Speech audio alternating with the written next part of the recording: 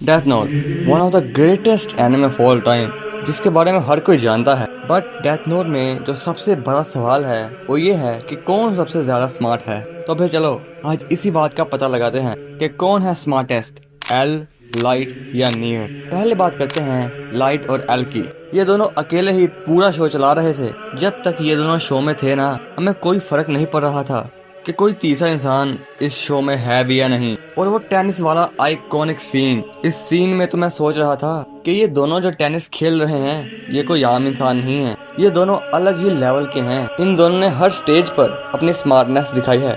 L कुछ करता तो लाइट उसे काउंटर करता, और जब लाइट कुछ करता तो एल उसका सोल्यूशन कैसे निकालता। इसी एक चीज ने ही सब लोगों को इस एनिमे की तरफ खींच लिया। और उस सीन में जब एल लाइट और मीसा को पकड़ देता है तो लगता है भाई अब तो एल जीत गया। बट इस सिचुएशन के बावजूद जो प्लान लाइट यागामी बनाता है ना, अपनी याददाश्त को मिटा देना और इतने दिनों का फ्यूचर प्रेडिक्शन करना, भाई साहब मतलब मैं उस सीन में सोच रहा था कि ये इंसान है भी या नहीं। और जब उस प्लान के फाइनल मोमेंट में लाइट को डेथ नोट मिलती है और जब उस प्लान का पता चलता है तो हम सोचते हैं कि दिस इज लाइट यागामी। और अब बात करें कि कौन है जीनियस, तो देखो ये दोनों ही अलग अलग कैटेगरी में जीनियस हैं।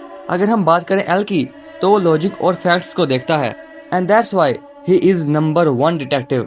और अगर हम बात करें लाइट यागामी की तो वो एक मास्टरमाइंड है। वो स्ट्रेटजी में, प्लानिंग में और मैनिपुलेशन में मास्टर है।